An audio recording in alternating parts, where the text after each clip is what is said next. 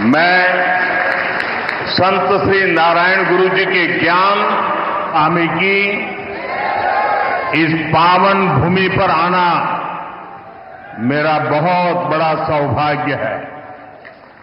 मैं संत श्री नारायण गुरु जी के ज्ञान, महात्मा अयंकली के मार्गदर्शन और मन्नथु पद्मनाभन जी के निस्वार्थ सेवा भाव का भी वंदन करता हूं। आज वसंत पंचमी सरस्वती पूजा का पावन पर्व भी है। ये महामाघ महोत्सवम उसका भी समय है। मैं केरला के लोगों को इन पर्वों की हार्दिक शुभकामनाएं देता हूं। आज नेताजी सुभाष चंद्र बोस जी की जन्म जयंती भी है। हम इसे पराक्रम दिवस के रूप में मनाते हैं। मैं सभी देशवासियों को पराक्रम दिवस की बहुत बहुत बधाई देता हूं। നമസ്കാരം. തിരുവനന്തപുരം ശ്രീ പത്മനാഭസ്വാമിയുടെ മണ്ണിൽ വരിക എന്നത് എന്റെ സൗഭാഗ്യമാണ്.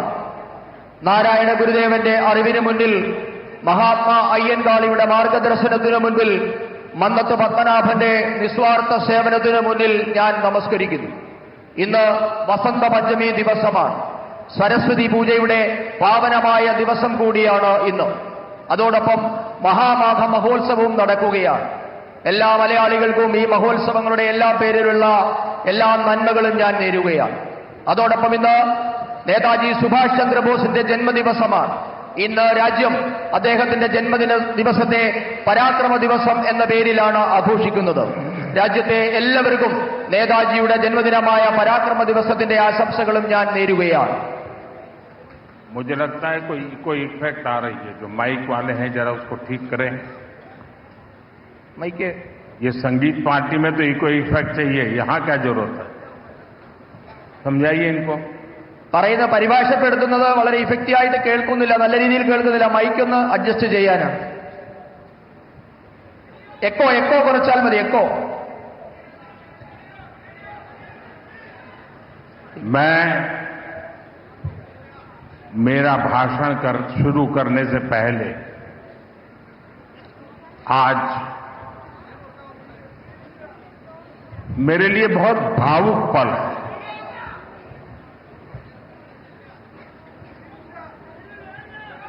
लाखों कार्यकर्ताओं का परिश्रम रंग ला रहा है। आज मैं सबसे पहले केरला की तिरुअनंतपुरम की जनता को, हमारे लाखों समर्थकों को, साथियों को मेरा भाषण शुरू करने से पहले बहुत ही आदरपूर्वक नमन करना चाहता हूं. ഇന്ന് ഈ തിരുവനന്തപുരത്തെ ലക്ഷക്കണക്കിന് പ്രവർത്തകരുടെ ഏറെക്കാലത്തെ പ്രയത്നം നിറമണിഞ്ഞിരിക്കുകയാണ്. ഞാൻ എന്റെ പ്രസംഗം തുടങ്ങുന്നതിന് മുൻപ് തിരുവനന്തപുരത്തെ ജനങ്ങൾക്ക്, ലക്ഷക്കണക്കിന് വരുന്ന ഭാരതീയ ജനതാ പാർട്ടിയുടെ പ്രവർത്തകർക്ക് എല്ലാവർക്കും ഏറെ ആദരപൂർവ്വം ഞാൻ നിങ്ങൾക്ക് എല്ലാവർക്കും എന്റെ സാദര നമസ്കാരം അർപ്പിക്കുന്നു.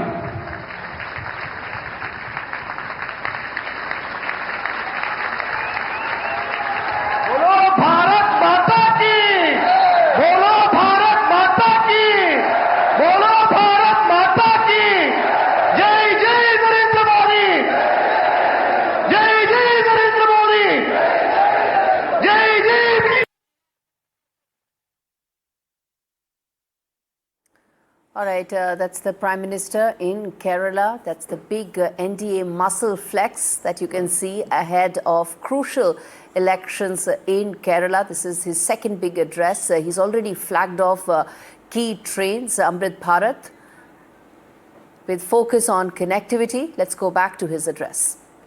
जोशी से भरा होता है। और आज आपका उत्साह और भी स्पेशल है। आज मुझे यहां एक नई ऊर्जा दिख रही है। आज मुझे यहां एक नई होप दिख रही है। आपका ये जोश, ये विश्वास दिलाता है कि अब केरला में परिवर्तन होकर रहेगा। സുഹൃത്തുക്കളെ, और साथियों,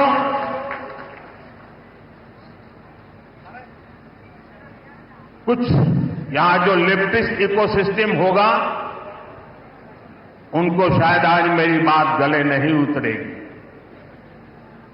लेकिन मैं आपको बड़ी मजबूती के साथ, तथ्य और तर्क के साथ मेरी इस बात की ताकत क्या है वो बताना चाहता हूं। 1987 के पहले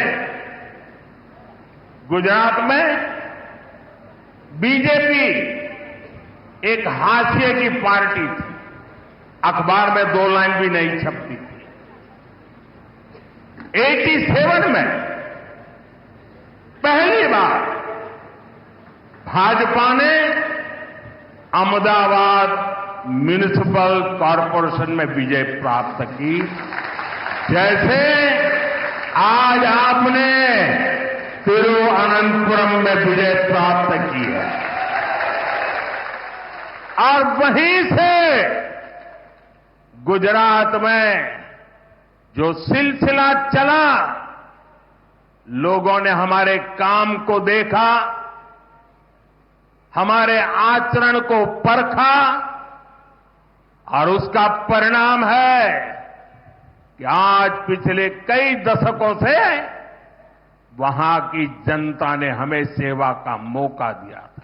शुरुआत एक शहर से हुई थी, केरला में भी शुरुआत एक शहर से हुई है, और इसलिए मैं कहता हूं अब केरला भारतीय जनता पार्टी पर अभूतपूर्व विश्वास करके हमारे साथ जुड़ चुका है।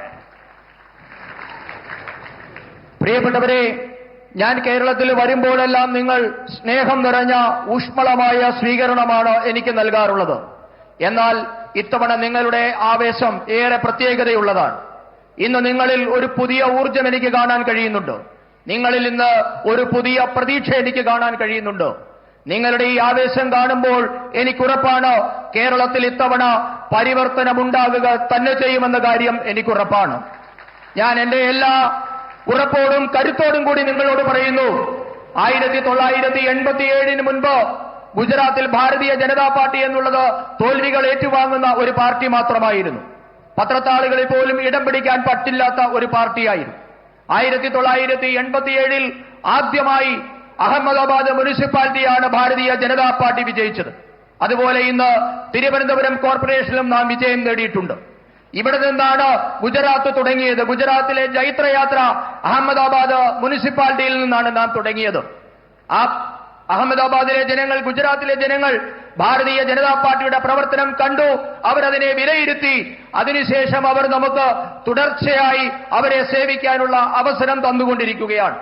ഒരു പട്ടണത്തിൽ നിന്ന് തുടങ്ങിയ ജൈത്രയാത്രയാണ് ഇന്ന് നാം ഗുജറാത്തിൽ തുടർച്ചയായി ഭരിക്കുന്നതിൽ എത്തി നിൽക്കുന്നത്. അതേപോലെ ഇന്ന് കേരളത്തിലും നാം ഒരു പട്ടണത്തിൽ നിന്ന് തുടങ്ങുകയാണ്. എനിക്കുറപ്പുണ്ട് ഇന്ന് കേരളം ഭാരതീയ ജനതാ പാർട്ടിയെ വിശ്വസിച്ചു തുടങ്ങിയിരിക്കുന്നു. मेरे साथ बोलिए, भारत माता की जय, भारत माता की जय, भारत माता की जय। एनडीए സുഹൃത്തുക്കളെ, तिरुवनंतपुरम में बीजेपी की जीत साधारण नहीं है, यह ऐतिहासिक है, अभूतपूर्व है। तिरुवनंतपुरम ने केरला में बीजेपी सरकार की नींव डाल दी है। तिरुवनंतपुरम नगर निगम में आपने बीजेपी को सेवा करने का अवसर दिया। इसकी गूंज केरल में ही नहीं बल्कि पूरे देश में सुनाई दे रही है। ये गुड गवर्नेंस के लिए काम करने वाली पार्टी की जीत है। ये जीत विकसित केरला बनाने के संकल्प की जीत है और ये जीत एलडीएफ और यूडीएफ के करप्शन से केरला को मुक्त करने के कमिटमेंट की जीत है। मैं बीजेपी पर भरोसा जताने के लिए यहां के हर मतदाता का, एवरी वोटर का अभिनंदन करता हूं। नन्ने തിരുവനന്തപുരം പ്രിയപ്പെട്ടവരെ, തിരുവനന്തപുരത്തെ ഭാരതീയ ജനതാ പാർട്ടിയുടെ വിജയം അസാധാരണമാണ്, ഐതിഹാസികമാണ്, അത്ഭുതപൂർവമാണ്.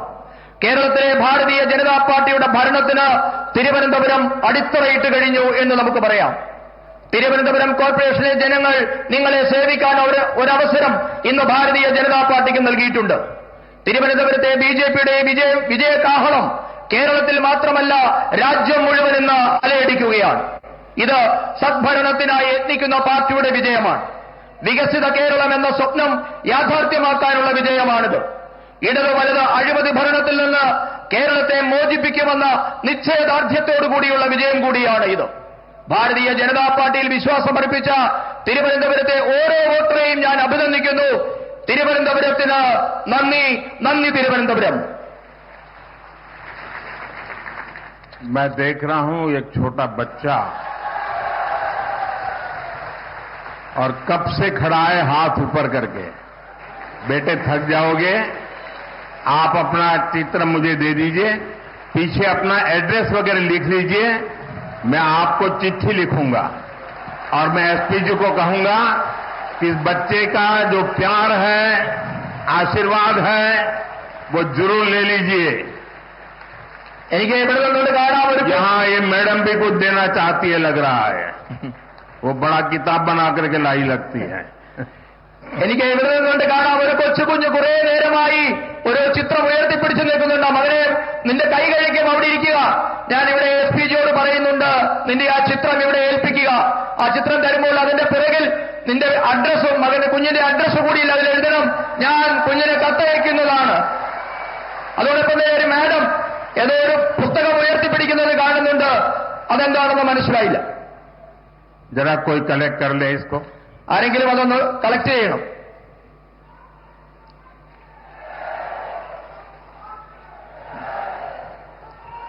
मैं जानता हूं, मैं देश भर में जहां भी जाता हूं, बहुत से युवा, बहुत से बालक अपनी भावना प्रकट करते हैं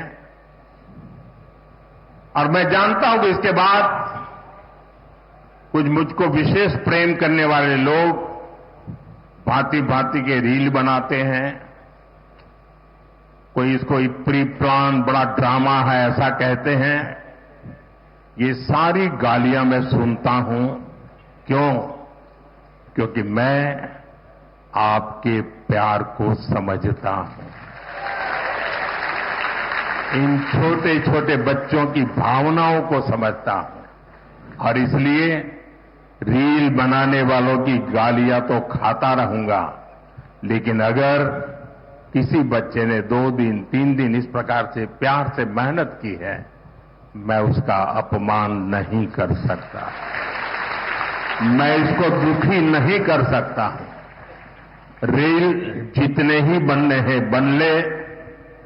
जनता के प्रति मेरी जो जिम्मेवारी है और जनता का मेरे प्रति जो भाव है, वो इन रील से हजारों लाखों गुना अधिक ताकतवर है. ഞാൻ രാജ്യത്തെ എല്ലായിടത്തും പോകുന്നിടത്ത്, രാജ്യത്തെ വിവിധ പരിപാടിയിൽ പങ്കെടുക്കുന്നിടത്ത് എല്ലായിടത്തും യുവാക്കളും കുട്ടികളുമൊക്കെ അവരുടെ സ്നേഹം പല രീതിയിൽ പ്രകടിപ്പിക്കാറുണ്ട്. അവരുടെ സ്നേഹം ചിത്രങ്ങളായും പലവിധങ്ങളായ അവരുടെ ക്രിയേഷനായും ഒക്കെ എനിക്ക് കിട്ടാറുമുണ്ട്. പക്ഷേ അതിനെയൊക്കെ റീൽസിൽ കൂടിയൊക്കെ അപമാനിക്കുന്നവരും ഇതൊക്കെ ഡ്രാമയാണ് എന്ന് പറയുന്നവരും ഒക്കെ ഈ രാജ്യത്തുണ്ട്. അതൊക്കെ അവിടെ നടക്കട്ടെ. പക്ഷേ എന്നെ സ്നേഹിക്കുന്നവരോട്, എന്നെ വിശ്വസിക്കുന്നവരുടെ സ്നേഹത്തെ ഞാൻ ഉപേക്ഷിക്കാൻ ഞാൻ തയ്യാറല്ല. നിങ്ങൾ എത്ര റീൽസ് ഉണ്ടാക്കി അപമാനിക്കാൻ ശ്രമിച്ചാലും നിങ്ങളോട് പറയാനുള്ളത്, നിങ്ങൾ റീൽസ് ഉണ്ടാക്കിക്കൊള്ളൂ. അതിലും എത്രയോ 1000 മടങ്ങാണ് ഈ രാജ്യത്തെ ജനങ്ങൾ എനിക്ക് നൽകുന്ന സ്നേഹം. അവരോട് എനിക്ക് ഉത്തരവാദിത്വമുണ്ട്. അവരുടെ സ്നേഹത്തോട് 1000 മടങ്ങ് എനിക്ക് വിധേയത്വമുണ്ട്. साथियों, तिरुवनंतपुरम के साथ दशकों से एलडीएफ और यूडीएफ ने बहुत अन्याय किया है. लेफ्ट और कांग्रेस ने, करप्शन ने तिरुवनंतपुरम को बेसिक सुविधाओं में भी पीछे रखा. लेकिन अब ऐसा नहीं होगा. यहां बीजेपी की हमारी टीम ने विकसित तिरुवनंतपुरम के विजन पर काम करना शुरू कर दिया है. मैं तिरुवनंतपुरम की जनता से कहूंगा, आप विश्वास रखिए. मारा तदीनी मारूम.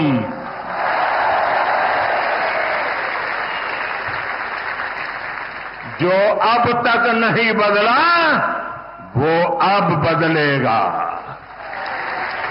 तिरुवनंतपुरम पूरे देश के लिए एक मॉडल सिटी बनेगा.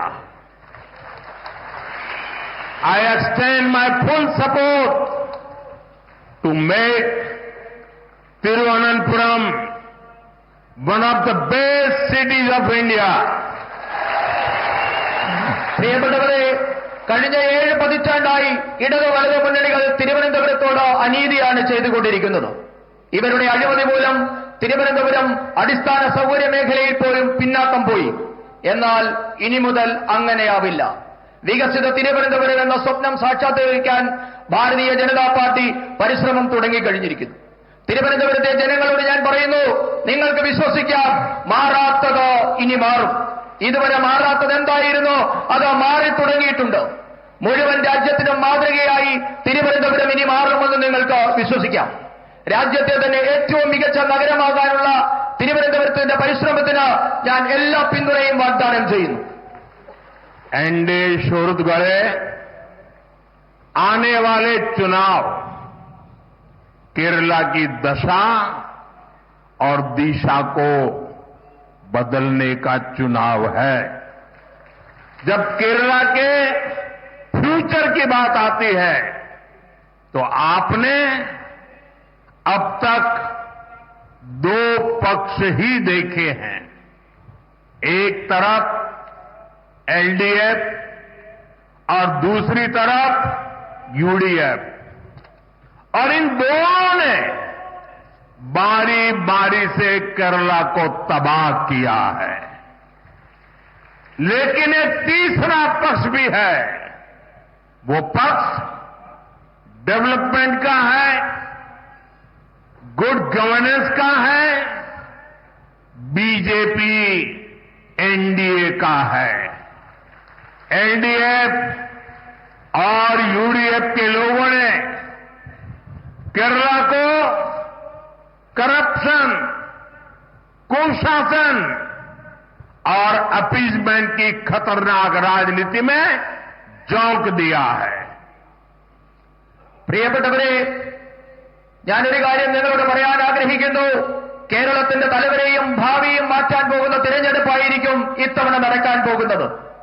സാധാരണഗതിയിൽ കേരളത്തെപ്പറ്റി സംസാരിക്കുമ്പോൾ, കേരളത്തിന്റെ ഭാവിയെപ്പറ്റി പറയുമ്പോഴൊക്കെ നാം 2 പക്ഷത്തെപ്പറ്റി മാത്രമായിരുന്നു സംസാരിച്ചുകൊണ്ടിരുന്നത്. 2 പക്ഷത്തെ മാത്രമായിരുന്നു നാം ഇതുവരെ കണ്ടുകൊണ്ടിരുന്നത്. ഒരു വശത്ത് ഇടതുപക്ഷം, മറുവശത്ത് വലതുപക്ഷം. ഇവർ രണ്ടുപേരും കൂടി കേരളത്തെ മാറി മാറി ഭരിച്ച് തകർത്തെറിഞ്ഞിരിക്കുകയാണ് ചെയ്തിരിക്കുന്നത്. എന്നാൽ ഇനി മുതൽ മൂന്നാമതൊരു പക്ഷം കൂടിയുണ്ട്. ആ പക്ഷം വികസനത്തിന്റെ പക്ഷമാണ്, സദ്ഭരണത്തിന്റെ പക്ഷമാണ്, ഭാരതീയ ജനതാ പാർട്ടി നയിക്കുന്ന എൻഡിഎയുടെ പക്ഷമാണ്. ഇടതു വലതു മുന്നണികൾ കേരളത്തെ അഴിമതിയിൽ, ദുർഭരണത്തിൽ, അപകടകരമായ പ്രീണന രാഷ്ട്രീയത്തിലൊക്കെ മുക്കി തകർത്ത് കളഞ്ഞിരിക്കുകയാണ്. സുഹൃത്തുക്കളെ, एलडीएफ और यूडीएफ इन दोनों के झंडे अलग है, सिंबल अलग है, लेकिन इनकी पॉलिटिक्स, इनका एजेंडा एक ही है. झंडा अलग है, एजेंडा एक है. Full corruption, zero accountability, full communalism, zero responsibility. LDF और यूडीएफ को पता है कि 5 या 10 साल बाद उन्हें ही मौका मिलता है. इसलिए यहां सरकार तो बदलती है, लेकिन सिस्टम वही रहता है. अब आपको सही मायने में नई सरकार बनानी है और ये काम बीजेपी, एनडीए यही कर सकती है. പ്രിയപ്പെട്ടവരെ, സിപിഎമ്മിന്റെയും കോൺഗ്രസിന്റെയും ഇടതുപക്ഷത്തിന്റെയും വലതുപക്ഷത്തിന്റെയും പതാകകൾ ഒരുപക്ഷെ വ്യത്യസ്തമാകാം, ചിഹ്നം രണ്ടായിരിക്കാം. എന്നാൽ ഇവരുടെ രാഷ്ട്രീയം, ഇവരുടെ അജണ്ട ഒന്നു തന്നെയാണ്. ഒരു വശത്ത് ആരോടും കടപ്പാടില്ലാത്ത സമ്പൂർണ്ണ അഴിമതി, ആരോടും ഉത്തരവാദിത്തമില്ലാത്ത സമ്പൂർണ്ണ വർഗീയത. ഇവരെ രണ്ടുപേരും സാധാരണ ധരിക്കുന്നത് 5-10 വർഷം കാത്തിരുന്നാലും വീണ്ടും ഭരിക്കാൻ അവസരം കിട്ടുമെന്നാണ് രണ്ട് മുന്നണികളുടെയും പ്രതീക്ഷ. അതുകൊണ്ടാണ് നാളിതുവരെ നമ്മുടെ സംസ്ഥാനത്ത് ഭരണം മാറിയെങ്കിലും സംവിധാനം ഒന്നു തന്നെയായി ഇവിടെ നിലനിൽക്കുന്നത്. ഇനിയാണ് യഥാർത്ഥ അർത്ഥത്തിൽ ഒരു പുതിയ സർക്കാർ ഇവിടെ ഉണ്ടാകേണ്ടിയിരിക്കുന്നു. ജനങ്ങൾക്കായുള്ള ഒരു സർക്കാർ, വികസനത്തിന് വേണ്ടി നിലകൊള്ളുന്ന ഒരു സർക്കാർ ഇനി ഉണ്ടാകേണ്ടിയിരിക്കുന്നു. ആ ദൗത്യം ഭാരതീയ ജനതാ പാർട്ടി, ജനങ്ങൾക്ക് വേണ്ടിയുള്ള സർക്കാർ എന്ന ദൗത്യം ഭാരതീയ ജനതാ പാർട്ടി നിറവേറ്റുക തന്നെ ചെയ്യും. एलडीएफ और यूडीएफ, उनके जो यहां इकोसिस्टम है, जिन्होंने आंखों पे पटरी बांध करके बैठे हुए हैं, मेरी बात सुन लीजिए और थोड़ा दिमाग खोल करके सोचिए. आप देखते हैं केरला में ज्यादातर 5 साल एलडीएफ, फिर 5 साल यूडीएफ, 5 साल यानी वही आते जाते रहते हैं. आप मुझे बताइए, ऐसा क्या हुआ कि त्रिपुरा में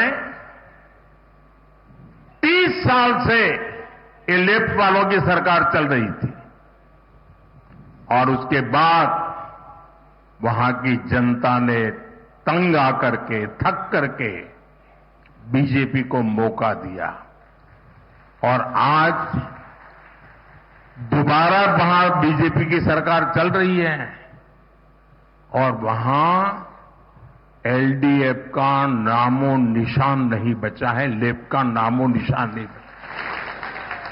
कारण ये जो मिली भगत थी, बीजेपी के आने के बाद वो मिली भगत खत्म हो गई. बंगाल देखिए, 35-40 साल तक लेफ्ट ने राज किया था. वहां सरकार बदली और उसने लेफ्ट के खिलाफ जंग किया और परिणाम क्या हुआ? आज बंगाल में लेफ्ट वालों को चुनाव लड़ने के लिए उम्मीदवार नहीं मिल पाते हैं. लेकिन केरल में ऐसा नहीं होता है, इसलिए क्योंकि दोनों की मिलीभगत है. 5 साल तुम बैठो, फिर 5 साल हम आएंगे, न हम तुम्हें परेशान करेंगे, न तुम हमें परेशान करोगे. अगर केरला को बचाना है, अगर केरला को आगे बढ़ाना है, तो एलडीएफ यूडीएफ की इस जोड़ी को तोड़ना ही होगा और परिवर्तन लाना ही होगा. നമ്മുടെ സംസ്ഥാനത്ത് ഞാൻ പറഞ്ഞു ഭരണം മാറുന്നുണ്ടെങ്കിലും എക്കോസിസ്റ്റം ഇടതുപക്ഷത്തിന്റെയും വലതുപക്ഷത്തിന്റെയും ഇവിടെ നിലനിൽക്കുകയാണ്. കേരളത്തിലെ ജനങ്ങളോട് എനിക്ക് അഭ്യർത്ഥിക്കാനുള്ളത് ബുദ്ധി ഉപയോഗിച്ച് അല്പം കൂടി ചിന്തിക്കണമെന്നാണ് എനിക്ക് അഭ്യർത്ഥിക്കാനുള്ളത്. കേരളത്തിൽ 5 വർഷം ഇടതുപക്ഷം 5 വർഷം വലതുപക്ഷം എന്ന രീതിയിലാണ് ഭരണം നടക്കുന്നത്. നിങ്ങൾ എന്നോട് പറയൂ, എന്തുകൊണ്ടാണ് ഇങ്ങനെ സംഭവിക്കുന്നത്? നമുക്ക് ത്രിപുരയിലെ ഉദാഹരണം എടുക്കാം. ത്രിപുരയിൽ 30 വർഷമാണ് ഇടതുപക്ഷ സർക്കാർ ഭരിച്ചത്. അതിനുശേഷം അവിടെ ജനങ്ങൾ മാറി ചിന്തിച്ചു. ഭാരതീയ ജനതാ പാർട്ടിക്ക് ഒരു അവസരം നൽകി. ഇന്ന് തുടർച്ചയായി 2ാം തവണയും ഭാരതീയ ജനതാ പാർട്ടി ത്രിപുര ഭരിക്കുകയാണ്. ഇന്നവിടെ LDFനെ പേരിന് പോലും കാണാൻ കിട്ടുന്നില്ല. കാരണം ഭാരതീയ ജനതാ പാർട്ടി വന്നാൽ ഇവരുടെ അഴിമതിയും ഐക്യവും നടക്കില്ല എന്ന് അവർക്ക് മനസ്സിലായിട്ടുണ്ട്. ബംഗാളിന്റെ ഉദാഹരണം എടുത്താൽ 35-40 വർഷക്കാലം ബംഗാൾ ഇടതുമുന്നണിയാണ് ഭരിച്ചുകൊണ്ടിരുന്നത്. ഇന്ന് സർക്കാർ മാറി ഇടതുപക്ഷത്തിനെതിരെ സമരം ചെയ്ത് ഇന്ന് അവിടെ പുതിയൊരു സർക്കാർ ഉണ്ടായിരിക്കുന്നു. പക്ഷേ അവിടുത്തെ ഇടതുപക്ഷത്തിന്റെ അവസ്ഥ എന്താണ്? ഇന്ന് ഇടതുപക്ഷത്തിന്റെ ടിക്കറ്റിൽ മത്സരിക്കാൻ ഒരു സ്ഥാനാർത്ഥിയെ പോലും കിട്ടുന്നില്ല എന്നതാണ് ഇടതുപക്ഷത്തിന്റെ അവസ്ഥ. ഇതെന്തുകൊണ്ടാണ് കേരളത്തിൽ സംഭവിക്കാത്തത് എന്ന് നിങ്ങൾ ചിന്തിക്കണം. കാരണം ഇവർ രണ്ടുപേരും തമ്മിലുള്ള അഡ്ജസ്റ്റ്മെന്റ് രാഷ്ട്രീയമാണ്, വിട്ടുവീഴ്ച രാഷ്ട്രീയമാണ്, ഐക്യമാണ് ഇതിന് കാരണം. ഞാൻ നിങ്ങളോട് പറയുന്നു, കേരളത്തെ രക്ഷിക്കണമെങ്കിൽ, കേരളം രക്ഷപ്പെടണമെങ്കിൽ ഈ ഇടതു വലതു മുന്നണിയുടെ കൂട്ടുകക്ഷി ഭരണം, ഇവരുടെ ഐക്യത്തോടു കൂടിയുള്ള അഡ്ജസ്റ്റ്മെന്റ് ഭരണം അവസാനിപ്പിക്കണം. കാരണം ഒരാൾ പറയുന്നു, ഞാൻ ഭരണത്തിൽ വന്നാൽ നിങ്ങളെ ബുദ്ധിമുട്ടിക്കില്ല, നിങ്ങൾ ഭരണത്തിൽ വന്നാൽ ഞങ്ങളെയും ബുദ്ധിമുട്ടിക്കരുത് എന്ന തരത്തിലുള്ള അഡ്ജസ്റ്റ്മെന്റ് ഭരണം അവസാനിപ്പിച്ചെങ്കിൽ മാത്രമേ കേരളം മുൻപോട്ടേക്ക് പോവുകയുള്ളൂ, കേരളം രക്ഷപ്പെടുകയുള്ളൂ. एनडीए सुहृदगणे, बीजेपी स्टेट के विकास से देश के विकास का मंत्र लेकर चलती है. इसलिए हम केरला के विकास को प्राथमिकता देते हैं. लेकिन एलडीएफ केरला के विकास की दुश्मन बनी हुई है. एलडीएफ अपनी ताकत यहां केंद्र सरकार की योजनाओं को रोकने में लगी है. एलडीएफ केरला में पीएम आवास योजना अर्बन का नेक्स्ट फेज लागू नहीं कर रही. जहां हर घर तक नल पहुंचाने की स्कीम में देरी की जा रही है. एलडीएफ सरकार नहीं चाहती कि गरीबों के बच्चे भी पीएमसी जैसे आधुनिक स्कूलों में पढ़ाई करें. यहां की राज्य सरकार इस योजना के लाभ से केरला के स्टूडेंट्स को दूर रख रहे हुए हैं. ऐसी गरीब विरोधी एलडीएफ सरकार को सबक सिखाना बहुत जरूरी है. പ്രിയപ്പെട്ടവരെ, സംസ്ഥാനങ്ങളുടെ വികസനത്തിൽ കൂടി മാത്രമേ രാജ്യത്തിന്റെ വികസനം സാധ്യമാകൂ എന്ന മന്ത്രവുമായാണ് ഭാരതീയ ജനതാ പാർട്ടി ഇന്ന് പ്രവർത്തിക്കുന്നത്. അതിനാൽ തന്നെ കേരളത്തിന്റെ വികസനത്തിന് ഭാരതീയ ജനതാ പാർട്ടി വലിയ പ്രാധാന്യമാണ് നൽകുന്നത്. അതേസമയം കേരളം ഭരിക്കുന്ന LDF ഇന്ന് വികസനത്തിന്റെ ശത്രുവായി മാറിയിരിക്കുന്നു. ഇന്ന് LDF സർക്കാർ അവരുടെ എല്ലാ ശക്തിയും കഴിവും വിനിയോഗിക്കുന്നത് കേന്ദ്ര പദ്ധതികളുടെ നേട്ടം കേരളത്തിലെ സാധാരണക്കാർക്ക് നൽകാതിരിക്കുന്നതിന് വേണ്ടിയാണ് അവരെല്ലാ ശക്തിയും കഴിവും വിനിയോഗിക്കുന്നത്. കേരളത്തിലെ നഗരങ്ങളിൽ പ്രധാനമന്ത്രി ആവാസ് യോജനയുടെ അടുത്ത ഘട്ടം, 2ാം ഘട്ടം LDF സർക്കാർ നടപ്പാക്കാൻ തയ്യാറാകുന്നില്ല. എല്ലാ വീടുകളിലും പൈപ്പുകളിൽ കൂടി ശുദ്ധജലം എത്തിക്കുന്ന പദ്ധതിയും ഇവിടെ ഇന്ന് നിലച്ചിരിക്കുകയാണ്. PM ശ്രീ പദ്ധതിയുടെ കീഴിൽ വരുന്ന ആധുനികമായ സ്കൂളുകളിൽ സാധാരണക്കാരുടെ മക്കൾ പഠിക്കേണ്ടതില്ല എന്നതാണ് ഇടത് സർക്കാരിന്റെ നയം. ഈ പദ്ധതിയുടെ നേട്ടങ്ങളിൽ നിന്ന് സംസ്ഥാന സർക്കാർ കേരളത്തിലെ ഈ പദ്ധതിയുടെ നേട്ടങ്ങൾ സംസ്ഥാന സർക്കാർ കേരളത്തിലെ വിദ്യാർത്ഥികൾക്ക് നിഷേധിക്കുകയാണ്. ഇങ്ങനെ സാധാരണക്കാരുടെ ശത്രുവായി മാറിയ ഇടത് സർക്കാരിനെ ഒരു പാഠം പഠിപ്പിക്കേണ്ടത് അത്യാവശ്യമാണ്. സുഹൃത്തുക്കളെ, बीजेपी एनडीए की केंद्र सरकार गरीब का जीवन बेहतर बनाने में जुटी है. इसका एक और उदाहरण हमारे शहरों में रेहड़ी, ठेले, फुटपाथ पर काम करने वाले हमारे भाई बहन है. हमने इन्हें आर्थिक मदद देने के लिए पीएम स्वनिधि योजना बनाई। केरला सहित देश के लाखों ऐसे साथियों को पहली बार बैंकों से मदद मिलनी शुरू हुई। अब एनडीए की केंद्र सरकार ने एक और बड़ा कदम उठाया है। अब स्ट्रीट वेंडर्स को भी बीजेपी सरकार स्वनिधि क्रेडिट कार्ड देगी और इसकी शुरुआत देश भर के लोगों के लिए शुरुआत आज मैंने यहां केरला की धरती से शुरू किया है। പ്രിയപ്പെട്ടവരെ, ഭാരതീയ ജനതാ പാർട്ടി നയിക്കുന്ന കേന്ദ്രത്തിലെ എൻഡിഎ സർക്കാർ സാധാരണക്കാരുടെ ജീവിതം മെച്ചപ്പെടുത്താൻ പ്രതിജ്ഞാബദ്ധമാണ്. ഇതിന് ഏറ്റവും ഒടുവിലത്തെ ഉദാഹരണമാണ് നമ്മുടെ തെരുവ് കച്ചവടക്കാർ, തട്ടുകടക്കാർ, വഴിയോര കച്ചവടക്കാർ എന്നിവർക്കായി കേന്ദ്ര സർക്കാർ നടപ്പാക്കുന്ന വിവിധ പദ്ധതികൾ. ഈ വിഭാഗത്തിൽപ്പെട്ട ദുർബലരായ മനുഷ്യരെ സാമ്പത്തികമായി സഹായിക്കാൻ വേണ്ടി നാം പ്രധാനമന്ത്രി സ്വനിധി പദ്ധതി നടപ്പാക്കിയിട്ടുണ്ട്. കേരളം ഉൾപ്പെടെയുള്ള നാടുകളിലെ ലക്ഷക്കണക്കിന് പാവപ്പെട്ട മനുഷ്യർക്കാണ് ഈ പദ്ധതി മൂലം പ്രയോജനം കിട്ടുന്നത്. ലക്ഷക്കണക്കിന് സാധാരണക്കാർക്ക് പിഎം സ്വനിധി പദ്ധതി വന്നതുമൂലം ബാങ്കുകളിൽ നിന്ന് ആദ്യമായി സഹായം കിട്ടാൻ തുടങ്ങിയിരിക്കുന്നു. ഇപ്പോൾ ഈ പാവങ്ങളെ സഹായിക്കുന്നതിന് വേണ്ടി കേന്ദ്ര സർക്കാർ മറ്റൊരു സുപ്രധാന ചുവടുകൂടി ഇന്ന് വെച്ചിരിക്കുകയാണ്. തെരുവ് കച്ചവടക്കാർക്കും ക്രെഡിറ്റ് കാർഡ് കിട്ടുന്ന പദ്ധതി, ഇവിടെ ഈ രാജ്യത്തെ മുഴുവൻ തെരുവ് കച്ചവടക്കാർക്കും പ്രയോജനം കിട്ടുന്ന ഈ പദ്ധതിയുടെ രാജ്യവ്യാപകമായ ഉദ്ഘാടനം അല്പസമയം മുമ്പ് കേരളത്തിന്റെ ഈ പത്മനാഭന്റെ മണ്ണിൽ വെച്ചാണ് ഞാൻ നിർവഹിച്ചത്. एनडीए शोहरत गए 2014 से पहले दिल्ली में 10 साल तक लेफ्ट के समर्थन से कांग्रेस की सरकार चलती थी। उस दौरान केरला के किसानों या यहां के फिशरमैन के लिए ना लेफ्ट ने कुछ किया और न ही कांग्रेस ने कुछ किया। दिल्ली में सरकार में बैठे थे तब भी नहीं किया। किसानों के नाम पर जो झूठे पैकेज घोषित होते थे उसका पैसा कांग्रेस और लेफ्ट के लोगों की जेब में पहुंच जाता था।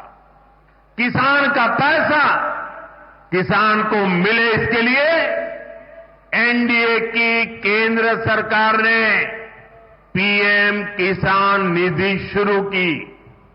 इसे केरला के लाखों किसानों के अकाउंट में 13,000 करोड़ 13,000 करोड़ रुपए सीधे मेरे केरल के किसान भाई बहनों के खाते में जमा हुए हैं। एलडीएफ और यूडीएफ के लोग चाहकर भी इस पैसों को लूट नहीं सकते।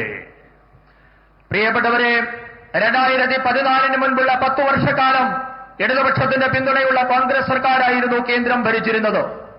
ഈ കാലയളവിൽ കേരളത്തിലെ സാധാരണക്കാരായ കർഷകർക്കോ മത്സ്യത്തൊഴിലാളികൾക്കോ പ്രയോജനം കിട്ടുന്ന ഒരു കാര്യവും ഇടതുപക്ഷത്തിനോ സിപിഐഎമ്മിനോ കോൺഗ്രസിനോ അക്കാലത്ത് ചെയ്യാൻ സാധിച്ചിട്ടില്ല. സർക്കാരിൽ ഇരുന്നപ്പോഴും ചെയ്തിട്ടില്ല, പിന്തുണ കൊടുക്കുന്ന കാലഘട്ടത്തിലും ചെയ്തിട്ടില്ല. കർഷകരുടെ പേരിൽ വ്യാജ വാഗ്ദാനങ്ങളും പാക്കേജുകളും മാത്രമായിരുന്നു അക്കാലത്ത് പ്രഖ്യാപിക്കപ്പെട്ടത്. കർഷകരുടെ പേരിൽ പ്രഖ്യാപിക്കപ്പെട്ട പദ്ധതികളുടെ മുഴുവൻ പണവും ഇടതു വലതു നേതാക്കളുടെ പോക്കറ്റിലേക്കാണ് അക്കാലത്ത് പോയിക്കൊണ്ടിരിക്കുന്നത്. എന്നാൽ കർഷകരുടെ പണം അവർക്ക് തന്നെ കിട്ടണമെന്ന ഭാരതീയ ജനതാ പാർട്ടിയുടെ നിശ്ചയദാർഢ്യത്തെ തുടർന്ന് എൻഡിഎ സർക്കാർ രാജ്യത്തെ കർഷകർക്കായി കിസാൻ സമ്മാൻ നിധിയാണ് ഇന്ന് നടപ്പാക്കിയിട്ടുള്ളത്. ഈ പദ്ധതി മൂലം കേരളത്തിലെ ലക്ഷക്കണക്കിന് വരുന്ന കർഷകരുടെ അക്കൗണ്ടുകളിലേക്ക് 13,000 കോടി രൂപയാണ് ഭാരതീയ ജനതാ പാർട്ടിയുടെ സർക്കാർ നേരിട്ട് അക്കൗണ്ടുകളിലേക്ക് എത്തിച്ചത്. ഈ പണം ഇന്ന് ഇടത് വലതു നേതാക്കൾ വിചാരിച്ചാൽ പോലും മോഷ്ടിക്കാൻ പറ്റത്തില്ല. ആ പറ്റാത്ത തരത്തിലേക്ക് കർഷകർക്ക് നേരിട്ട് പണം എത്തിച്ചിട്ടുണ്ട്. സുഹൃത്തുക്കളെ, फिशरमैन का हित भी एनडीए की प्राथमिकता है। पीएम मत्स्य संपदा स्कीम के तहत केरला को 1400 करोड़ रुपए की मदद मिली है। ये बीजेपी की केंद्र सरकार ही है जिसने फिशरीज के लिए अलग मंत्रालय बनाया है। पहली बार फिशरमैन के लिए भी किसान क्रेडिट कार्ड का बेनिफिट दिया है। हमने फिशरमैन के लिए 5 लाख तक के इंश्योरेंस की सुरक्षा भी दी है। डीप सी फिशिंग के लिए नावों के आधुनिकीकरण के लिए മദത് दी है। സുഹൃത്തുക്കളെ, മത്സ്യത്തൊഴിലാളികളുടെ ക്ഷേമമെന്നുള്ളത് എൻഡിഎയുടെ പ്രഥമ പരിഗണനയാണ്.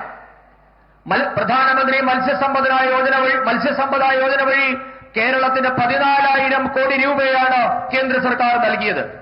മത്സ്യബന്ധനത്തിന്റെ കാര്യങ്ങൾ നോക്കുന്നതിന് വേണ്ടി ഒരു പ്രത്യേക മന്ത്രാലയം രൂപീകരിച്ചതും ഭാരതീയ ജനതാ പാർട്ടി നയിക്കുന്ന കേന്ദ്ര സർക്കാരാണ്. രാജ്യത്താദ്യമായി കിസാൻ ക്രെഡിറ്റ് കാർഡിന്റെ പ്രയോജനം മത്സ്യത്തൊഴിലാളികൾക്ക് നൽകിയതും ഭാരതീയ ജനതാ പാർട്ടിയുടെ സർക്കാരാണ്. മത്സ്യത്തൊഴിലാളികൾക്ക് 5 ലക്ഷം രൂപയുടെ ഇൻഷുറൻസ് ആണ് കേന്ദ്ര സർക്കാർ ഏർപ്പെടുത്തിയിട്ടുള്ളത്. ആഴക്കടൽ മത്സ്യബന്ധനത്തിന് പോകുന്ന വലിയ ബോട്ടുകളുടെ നവീകരണത്തിനും കേന്ദ്ര സർക്കാർ ഇന്ന് സഹായം നൽകുന്നുണ്ട്. एनडीए सुहृद गए केरला को विकसित बनाने में हमारी युवा शक्ति की बहुत बड़ी भूमिका है, लेकिन कांग्रेस ने यहां की युवा शक्ति के साथ हमेशा धोखा किया। एनडीए के पास केरला के यूथ के लिए रोजगार के अवसर बनाने का रोडमैप है। आज पूरी दुनिया आत्मनिर्भर भारत अभियान में अपने लिए अवसर देख रही है। इसलिए गल्फ हो, यूरोप हो, दुनिया के अनेक देशों के साथ भारत बड़े समझौते कर रहा है। इन समझौतों का बहुत अधिक लाभ केरल को मिल सकता है, लेकिन इसके लिए यहां बीजेपी की डबल इंजन सरकार होना बहुत जरूरी है। പ്രിയപ്പെട്ടവരെ, കേരളത്തിന്റെ വികസനത്തിൽ യുവാക്കളുടെ പങ്ക് വളരെ വലുതാണ്. എന്നാൽ കേരളത്തെ മാറി മാറി ഭരിച്ച 2 മുന്നണികളും കേരളത്തിലെ യുവാക്കളോട് വഞ്ചനയാണ് കാണിച്ചിട്ടുള്ളത്. കേരളത്തിലെ യുവാക്കൾക്ക് തൊഴിലവസരം സൃഷ്ടിക്കാനുള്ള കർമ്മ പദ്ധതി എൻഡിഎയുടെ പക്കലുണ്ട്. ഭാരതം നടപ്പാക്കിയ ആത്മനിർഭർ പദ്ധതിയിൽ അവസരം കിട്ടുമോ എന്ന് ഇന്ന് ലോകം മുഴുവൻ ഉറ്റുനോക്കുകയാണ്. ലോകത്തിലെ വിവിധ രാജ്യങ്ങളുമായി, അത് മധ്യേഷ്യയിലെ ഗൾഫ് രാജ്യങ്ങളാകട്ടെ, യൂറോപ്പാകട്ടെ, അവരുമായൊക്കെ നയതന്ത്ര ബന്ധങ്ങളിലൂടെ ഭാരതം ഇന്ന് വലിയ വലിയ കരാറുകളിൽ ഒപ്പിടുകയാണ്. ഈ കരാറുകളുടെ ഒക്കെ ഗുണം കേരളത്തിനും കിട്ടേണ്ടതാണ്. പക്ഷേ അത് സാധ്യമാകണമെങ്കിൽ കേരളത്തിലും ഒരു ഇരട്ട എഞ്ചിൻ സർക്കാർ ഉണ്ടാകേണ്ടത് വളരെ വളരെ അത്യാവശ്യമാണ്. सुहृदगण, आधुनिक इंफ्रास्ट्रक्चर का निर्माण रोजगार का बहुत बड़ा माध्यम है। एलडीएफ हो या फिर कांग्रेस, ये इंफ्रास्ट्रक्चर नहीं बनाते, ये सिर्फ बड़े बड़े घोटाले करते हैं। लेकिन बीजेपी इंफ्रास्ट्रक्चर निर्माण से रोजगार निर्माण के विजन पर काम करती है। बीजेपी सरकार के प्रयासों के वजह से ही आज पूरे केरला में के रेल नेटवर्क का इलेक्ट्रिफिकेशन हो चुका है। आज यहां 3 वंदे भारत ट्रेनें चल रही है। थोड़ी देर पहले ही अनेक नई अमृत भारत एक्सप्रेस ट्रेनें भी शुरू की गई है. സുഹൃത്തുക്കളെ, ആധുനിക അടിസ്ഥാന സൗകര്യ വികസനം എന്നുള്ളത് തൊഴിൽ കിട്ടുന്നതിന് വലിയ ഘടകമാണ്. പക്ഷേ ഇടതാകട്ടെ വലതാകട്ടെ കേരളത്തിന്റെ അടിസ്ഥാന സൗകര്യ വികസനം നടപ്പാക്കുന്നതിൽ ഒരു ശ്രദ്ധയും കാണിച്ചിട്ടില്ല. പകരം വലിയ വലിയ അഴിമതികളാണ് അവർ ചെയ്തുകൊണ്ടിരുന്നത്. എന്നാൽ ഭാരതീയ ജനതാ പാർട്ടി ആകട്ടെ അടിസ്ഥാന സൗകര്യ നിർമ്മാണത്തിലൂടെ ലക്ഷക്കണക്കിന് തൊഴിലവസരങ്ങളാണ് സൃഷ്ടിക്കുന്നത്. ഭാരതീയ ജനതാ പാർട്ടി നയിക്കുന്ന കേന്ദ്ര സർക്കാരിന്റെ ഈ നയം കാരണം ഇന്ന് കേരളത്തിലെ എല്ലാ റെയിൽവേ ലൈനുകളും വൈദ്യുതീകരിക്കപ്പെട്ടിട്ടുണ്ട്. ഇന്ന് 3 വന്ദേ ഭാരത് ട്രെയിനുകൾ കേരളത്തിൽ കൂടി ഓടുന്നുണ്ട്. അല്പസമയം മുൻപ് നിരവധി അമൃത ഭാരത് ട്രെയിനുകളാണ് കേരളത്തിൽ കൂടി ഓടുന്നതിന് തുടക്കം കുറിച്ചിട്ടുള്ളത്. एनडीए शुरू गए इंफ्रास्ट्रक्चर से केरला में व्यापार और रोजगार कैसे बढ़ेगा, इसका एक बड़ा उदाहरण विजिंजम पोर्ट है. जब मुझे इस पोर्ट का लोकार्पण करने का अवसर मिला, उसके 6 मंथ्स में ही 6 महीने में ही करीब 150 वेसल्स और 3 लाख कंटेनर्स को इस पोर्ट पर हैंडल किया गया है. यानी ज्यादा लोगों को रोजगार मिला है और केरला की ट्रेड कैपेसिटी को भी मजबूती मिली है.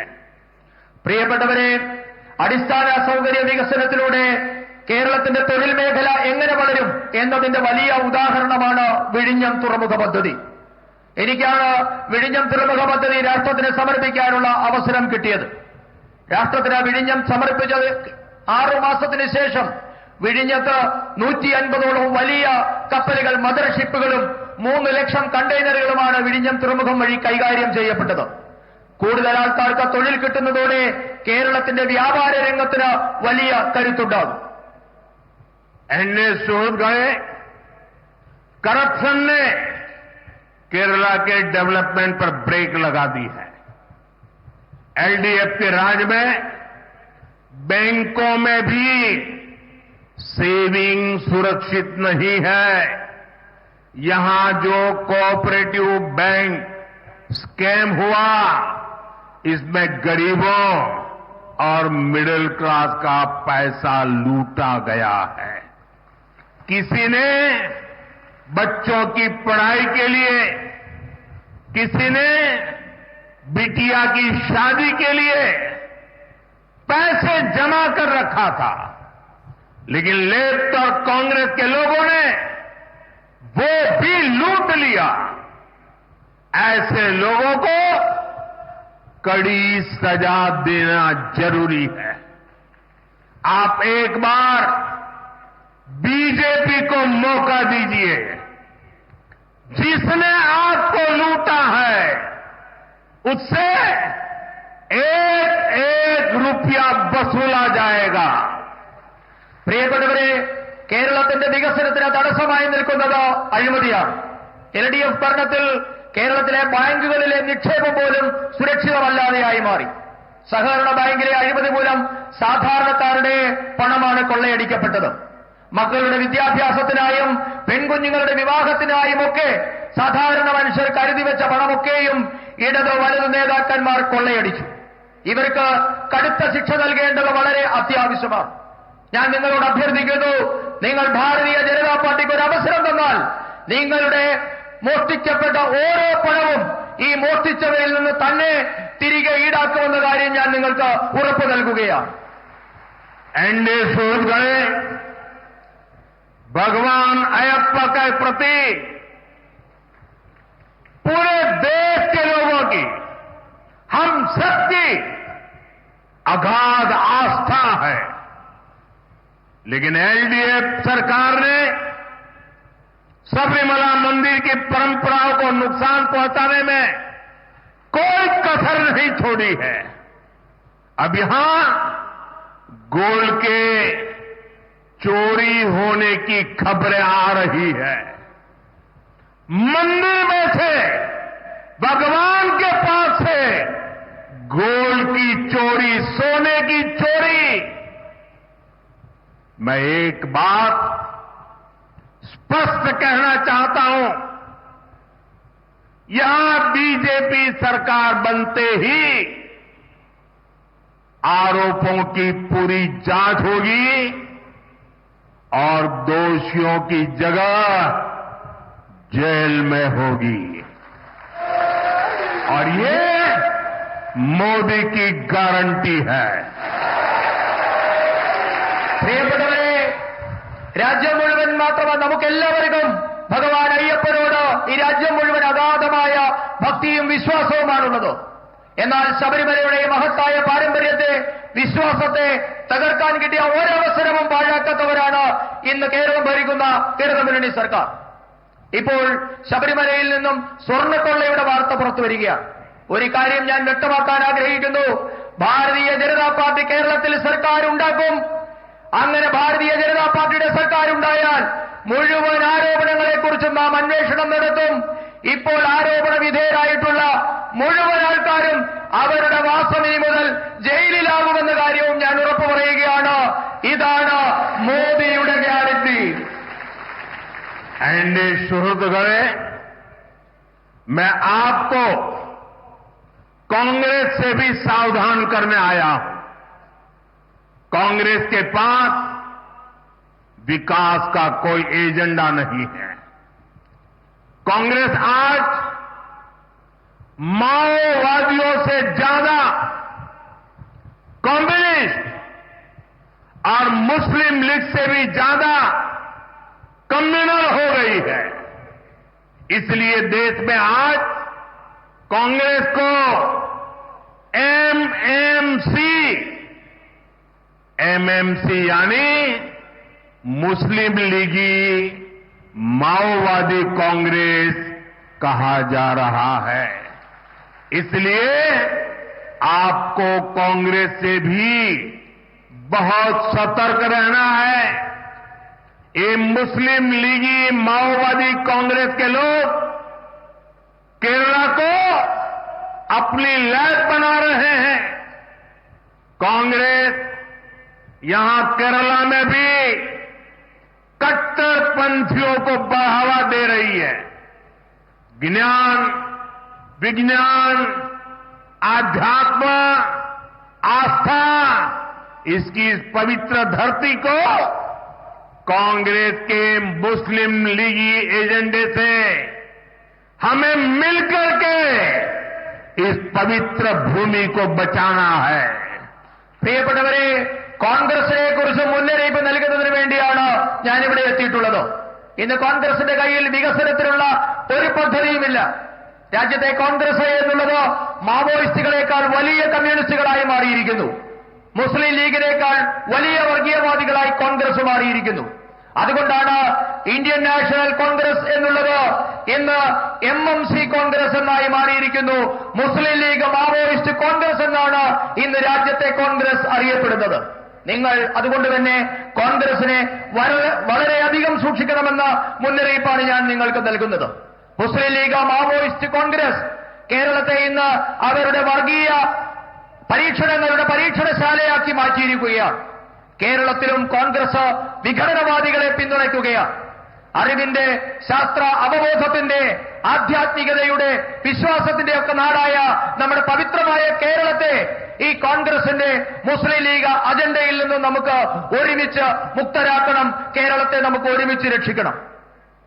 साथियों,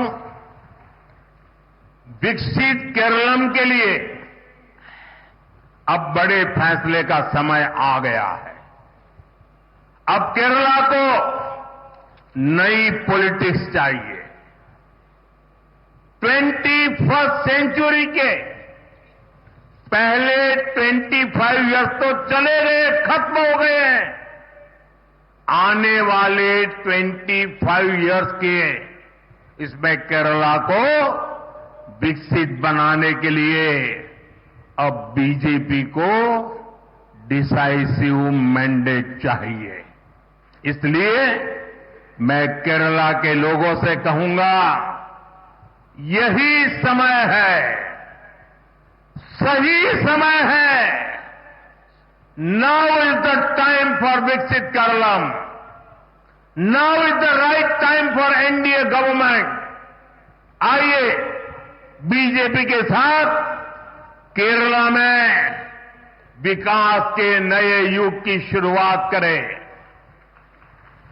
പ്രിയപ്പെട്ടവരെ, ഇപ്പോൾ വികസിത കേരളം സാധ്യമാക്കാനുള്ള സമയമാണ് സമാഗതമായിരിക്കുന്നത്. ഇതിനായി കേരളത്തിന് ഒരു പുതിയ രാഷ്ട്രീയം ആവശ്യമാണ്. 21ാം നൂറ്റാണ്ടിന്റെ ആദ്യ 25 വർഷങ്ങൾ കടന്നുപോയിരിക്കുന്നു. അടുത്ത 25 വർഷത്തിനുള്ളിലെങ്കിലും കേരളത്തെ വികസിതമാക്കണമെങ്കിൽ ഉറച്ച തീരുമാനം ആവശ്യമാണ്. അതുകൊണ്ട് ഞാൻ കേരളത്തോട് പറയുന്നു, ഇതാണ് ശരിയായ സമയം, ഇതാണ് സമയം. കേരളത്തിൽ മാറ്റം കൊണ്ടുവരാനുള്ള യഥാർത്ഥ സമയം ഇതാണ്. വികസിത കേരളം സൃഷ്ടിക്കാനുള്ള സമയമാണ് ഇപ്പോഴുള്ളത്. NDA സർക്കാരിനുള്ള ശരിയായ സമയമാണിത്. വരൂ, നമുക്ക് ഒരുമിച്ച് ഭാരതീയ ജനതാ പാർട്ടിക്കൊപ്പം അണിചേർന്ന് കേരളത്തിന്റെ വികസനത്തിന് പുതിയൊരു തുടക്കം കുറിക്കാം. मेरे साथ बोलिए, भारत माता की जय. आप रहने दीजिए. भारत माता की, भारत माता की, भारत माता की. आज नेताजी सुभाष बाबू की जन्म जयंती भी है और वंदे मातरम के 150 साल. मेरे साथ बोलिए, वंदे वंदे वंदे वंदे वंदे वंदे वंदे वंदे वंदे. बहुत बहुत धन्यवाद.